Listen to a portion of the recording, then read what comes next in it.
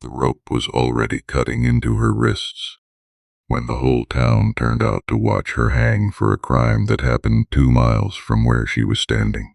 She knelt in the dust at the center of Coldwater Flat, dark hair matted with dried blood at her temple, jaw locked tight against pain she refused to let show. Around her, the townsfolk stood in a loose, silent ring, the way people gather around a fire they're afraid to get too close to. Nobody spoke. Nobody moved. The only sound in the square was the creak of Marshal Ezra Voss's boots as he circled her slow, thumb hooked in his gun belt, drawing the moment out the way some men draw out a good meal. "Theft and trespass on cattle land," Voss announced, though every soul present already knew the charge by heart. Apache girl caught skinning a bar case deer not 2 miles from the Kessler spread. Found her with the hide still warm. She said nothing. She hadn't said a word since they'd dragged her in at dawn, and that silence unsettled the crowd more than any tears could have. Her name, though no one in town had bothered to learn it, was Nayeli, 17 years old, and about to be branded a thief in front of 200 people who'd already decided her guilt before the sun cleared the ridge. That was when Colton Reyes shoved through the crowd. He was 34, quiet by nature, a rancher who ran a modest spread west of town and spoke to his cattle more than he spoke to people. He'd buried a wife 3 winters back and hadn't strung together more than a few sentences to another living soul since. But something in the girl's stillness, the way her spine stayed straight even with her wrists bound and blood drying along her jaw, cracked something loose in him he'd kept sealed shut for a long time. "That's not Barkay land," Colton said, voice carrying flat and hard across the square. "That's open range, has been since the survey of 71. Ain't no trespass on land nobody owns." Voss turned slow, the way a rattler turns before it strikes. "You calling me a liar, Reyes? I'm calling you wrong. There's a difference. Though I ain't opposed to calling you both if you keep pointing that finger at a girl who can't even speak for herself in your court." A murmur rippled through the crowd. Nobody in Coldwater Flat talked to Voss that way, not since he'd hanged a horse thief without trial 2 summers back, and the county judge had somehow found no fault in it at all. Voss ran this town like a rigged card table, and everybody sitting at it knew the deck was marked but played along anyway because the alternative was worse. "She was caught with the hide," Voss said again, slower fisted with us, as if repetition alone could turn a lie into truth. "Caught by who?" Colton pressed. "You? Or Silas Kessler's men who've been wanting Apache families off that range since spring?" The question landed harder than Colton intended. A few faces in the crowd dropped toward their boots. Something was being protected here, and Colton didn't know what yet, only that its shape was wrong, like a shadow with no object casting it. Voss's hand drifted toward his revolver. For one breathless second, the whole square went still, waiting to see if blood would spill in broad daylight over a stranger's daughter. Then something shifted behind Voss's eyes, some cold calculation, and his hand fell back to his side. "Cut her loose," he told his deputy. "Hand her to Reyes, since he's so fond of her. But mark this, Reyes, you've made yourself a party to whatever she's done. Any more Barkay cattle turn up skinned, I know exactly whose door to knock on." It wasn't mercy. Colton understood that even as the ropes fell from Nayeli's raw wrists, it was a trap laid out in plain sight, a debt Voss meant to collect later with interest, and everyone watching knew it too. But for now the girl was free, and Colton Reyes had just made an enemy of the only law for 50 miles in any direction. What he didn't know yet was that he'd also just saved the one living person who knew the truth about what was really happening on that range. And that truth, once it broke the surface, would burn Coldwater Flat down to its foundations. Nayeli didn't thank him, not in words. She only studied him, a long, searching look, as if trying to decide whether this was just another kind of trap, a white rancher's kindness with a hook buried somewhere inside it. Colton didn't fault her for the doubt. He'd seen what happened to Apache families who trusted the wrong white man in this territory, and none of those stories ended well. "You don't owe me anything," he said, helping her up onto the back of his wagon. "I didn't do it for owing. I did it because what they were fixing to do was wrong, and I couldn't stand there and let it happen." She studied him a moment longer before she finally spoke, her English careful and precise. Learned the hard way from missionaries who'd wanted far more from her than her language. "You will regret this, rancher. Voss does not forget. "I expect you're right," Colton said, and clicked the reins. "Would you have stepped into that crowd knowing what it might cost you?" Tell me in the comments, because Colton didn't have an answer to that question either, not that first night. Lying awake and listening for hoofbeats on the road, 3 days passed in an uneasy quiet, the kind that sits on a house like weather waiting to break. Nayeli stayed in Colton's barn, tending the horses, saying little, watching the tree line each evening like she expected riders. Colton didn't press her for the story. He'd learned, in the years since his wife died, that people tell the truth on their own schedule, never yours. It was the 4th night when the riders came. Colton counted 5 of them by torchlight, moving slow and deliberate across his north pasture, the kind of pace men use when they want to be seen coming, when the fear itself is the whole point. He recognized Kessler's foreman riding at the lead, a broad-shouldered man named Garrett Hollis, who'd once broken a stable boy's arm for spilling a bucket of feed. "Rise," Hollis called out, pitching his voice to Carrie. "We know you're harboring a thief. Marshal wants her back in town for trial." "She's had no trial," Colton called back from his porch, rifle resting easy across his forearm. "Not aimed, not yet, but ready. Only an accusation and a rope." "That ain't the same thing." "It's the same thing out here," Hollis said, something almost bored in his tone. The voice of a man who's run this kind of intimidation so many times it costs him no effort at all. "Hand her over and maybe we forget you ever interfered." "And if I don't?" Hollis smiled, torchlight catching his teeth. "Then maybe your barn catches fire tonight. Maybe it don't. Fires happen out here. Everybody knows that." They rode off without further violence, but the threat hung in the air like smoke long after the hoofbeats faded, and Colton understood this had only been the opening move. Somewhere in the dark, Nayeli watched from the barn loft, and when he finally climbed up to check on her, he found her sitting with an old skinning knife in her hand. Not for defense against him, he realized, but out of a tired old readiness to defend herself against a world that had rarely given her reason not to. "Tell me what really happened," Colton said, settling across from her in the hay. "Not what Voss says. What actually happened." And so, in the flickering light of a single lantern, Nayeli finally told him. Her family had camped near the river crossing for 2 generations, long before the Barkay brand ever existed, long before Silas Kessler bought up half the county with railroad money nobody quite understood the source of. 2 months back, cattle had started dying on Kessler's range, not stolen, not skinned by anyone, but sick, wasting away with a gut fever no rancher could explain.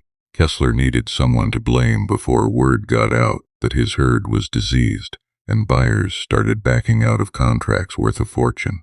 An Apache family camped on land he already wanted made a convenient answer. "They poisoned the cattle themselves," Nayeli said, her voice flat with old anger. "Poisoned the spring upstream of their own herd, then blamed us so nobody would ask why the meat was rotten before it ever left the range. My father found the poison sacks buried near the water. That is why they came for us, not for a stolen hide, for what my father saw." "Where's your father now?" Colton asked, already dreading the answer. "Dead," she said simply. 2 weeks ago. They called it an accident. A fall from his horse on flat ground he'd ridden 1,000 times. The pieces locked into place in Colton's mind with the cold weight of a door swinging shut. This was never about a stolen steer. This was about silencing a witness to fraud, insurance fraud, most likely. Cattle deliberately poisoned so Kessler could collect on some contract or shift the blame before the sickness spread and ruined him outright. Voss wasn't just corrupt. He was complicit, protecting Kessler because Kessler was the one paying his salary. And Nayeli's arrest hadn't been the end of it. It had been cleanup, a loose thread getting tied off before it could unravel the whole scheme. "There's evidence somewhere," Colton said slowly. "The poison sacks. If your father found them, where would he have hidden the proof?" For the first time, something like hope flickered across Nayeli's exhausted face.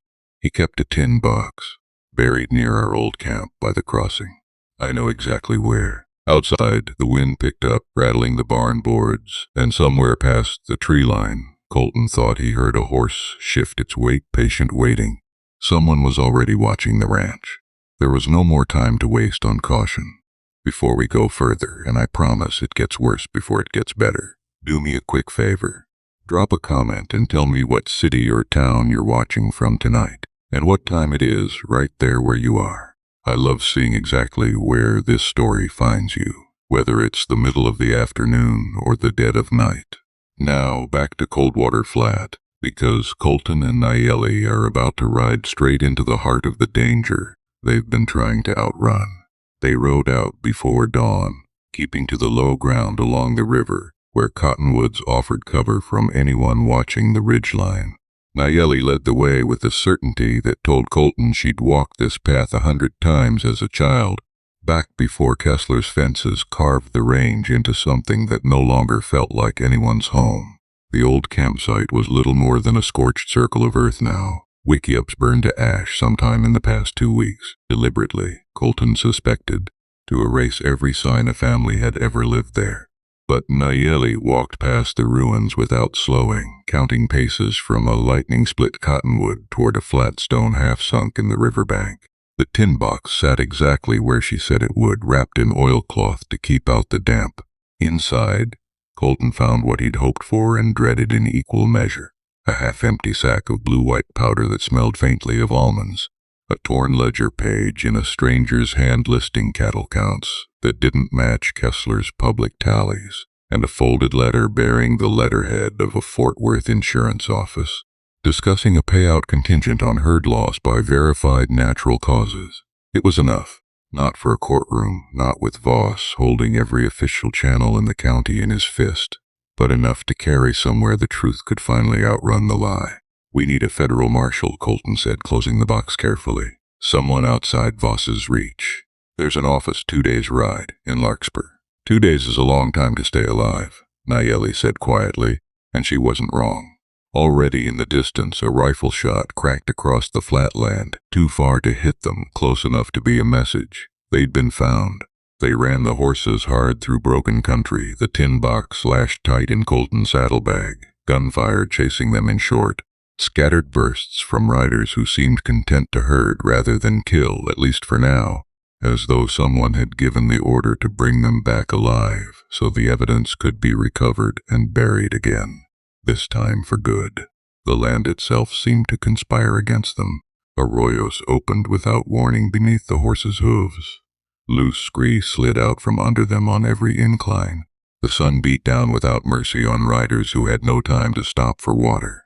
Colton's mare stumbled twice crossing a dry creek bed, and each time his heart lodged somewhere near his throat, certain the next stride would put her down and end this race in the worst way possible. Nayeli rode low and tight over her horse's neck, every motion economical, every backward glance measured instead of panicked, the way he imagined her father must have taught her as a girl. "There," she called once, pointing toward a break in the rock ahead, a narrow defile barely wide enough for a single horse. They funneled into it single file, walls rising close on either side, hoofbeats slapping back at them off stone that seemed to press tighter with every yard. Colton kept braced for a rifle barrel to appear along the rim above, one final trap sprung at the worst possible moment. None came. They burst out the far side into a wash thick with mesquite that swallowed their trail whole. By dusk they'd lost the riders in a maze of dry washes, but Colton's horse had thrown a shoe in the chase, and Nayeli's mount bled from a graze along its flank, where a bullet had come closer than either of them had realized in the heat of the run. They took shelter in a shallow rock overhang. No fire, no comfort, just the cold press of stone at their backs and the long dark stretching out ahead. Colton tore a strip from his shirt to bind the horse's wound while Nayeli kept watch at the mouth of the overhang, knife in hand, her silhouette cut sharp against a sky bruising toward purple. The temperature dropped fast once the sun went, the way it always does in high desert country. Warmth bleeding out of the rock and up into the black overhead. Colton's breath fogged faintly in front of him as he settled beside her.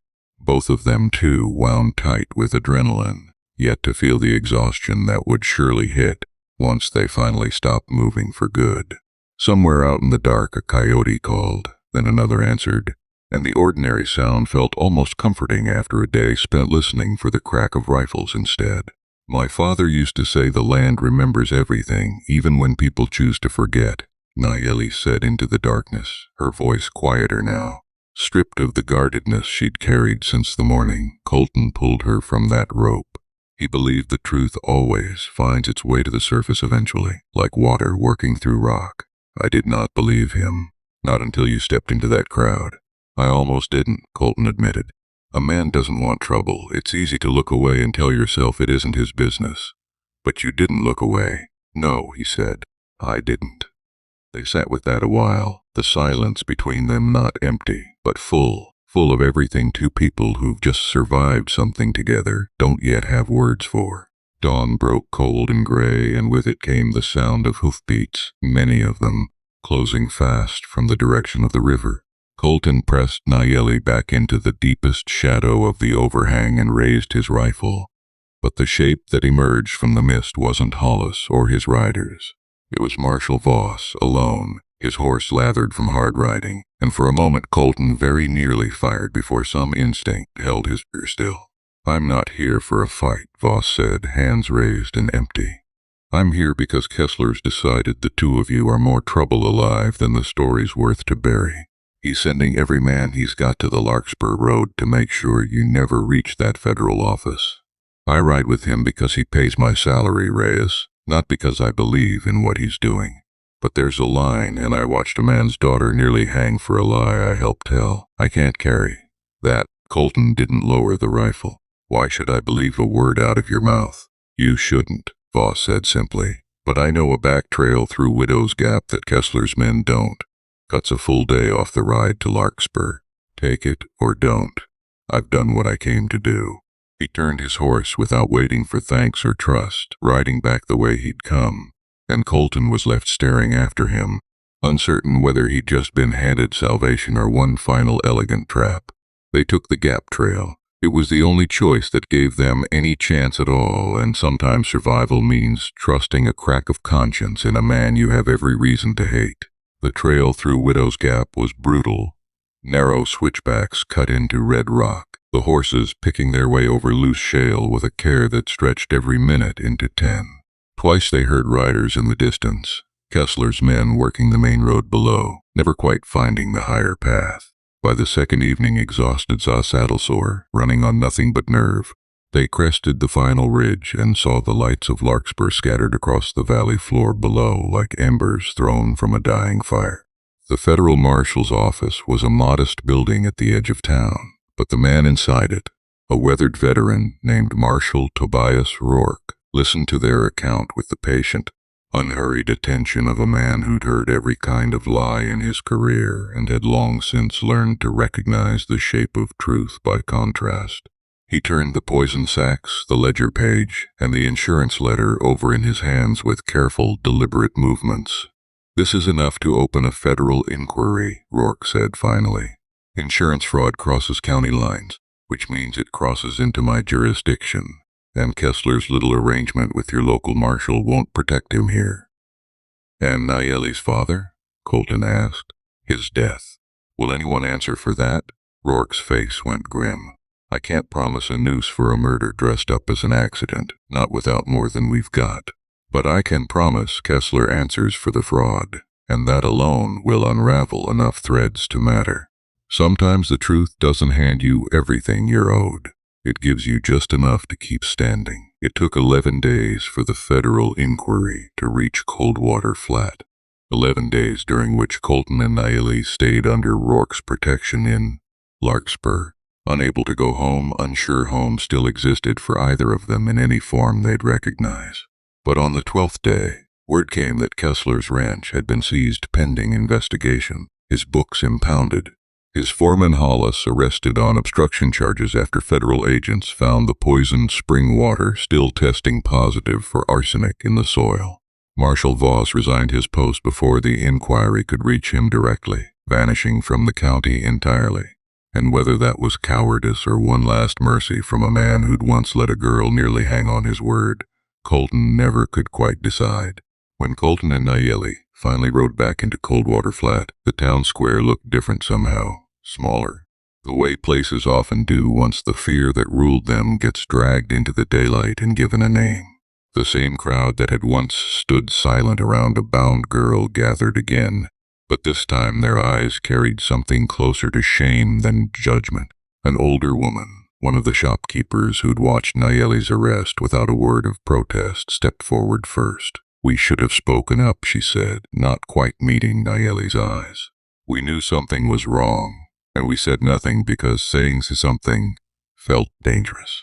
"It was dangerous," Nayeli answered, and there was no forgiveness in her voice yet, only the plain, unflinching truth of someone who had paid the price for that silence herself. "It cost my father his life, but you can still choose differently now." The town didn't transform overnight into some perfect image of justice, and this story won't pretend it did. But the seizure of Kessler's ranch opened the range back up to families who'd been pushed off it, and a handful of townsfolk, quietly, without ceremony, began making amends in the small ways available to them, returning what land they could, testifying honestly when federal investigators came asking further questions in the months that followed. Nayeli chose to stay near the river crossing where her family had camped for generations, rebuilding on ground that finally, legally, could not be stripped from her by a fabricated charge or a rigged court. Colton helped her raise the first new wiki-up himself, awkward and unpracticed with unfamiliar materials, and if their friendship became something more than that in the seasons that followed, the town let it be, having learned, at real cost, the price of looking away from what stood plainly in front of them. There's a kind of law that exists on paper, and a kind that exists only in what a community is willing to tolerate in silence. And history shows us again and again that the second kind is far more dangerous, because it wears the costume of order, while serving nothing but power. Coldwater Flat learned that lesson through blood and fire, through a girl who refused to disappear quietly, and a rancher who couldn't stomach watching her try. Tradition, left unquestioned, has a way of curdling into cruelty, and it often takes just one person, standing alone against a silent crowd, to remind everyone else what courage actually looks like. If this story moved you even a little, consider subscribing, because there's a whole trail of stories like it waiting for you. Tales about the quiet courage it takes to do right when doing right costs you something real. And if you made it all the way to the end, drop a comment and tell me this: would you have cut Nayeli's ropes that morning, knowing what it might cost you? I'd love to hear your answer below.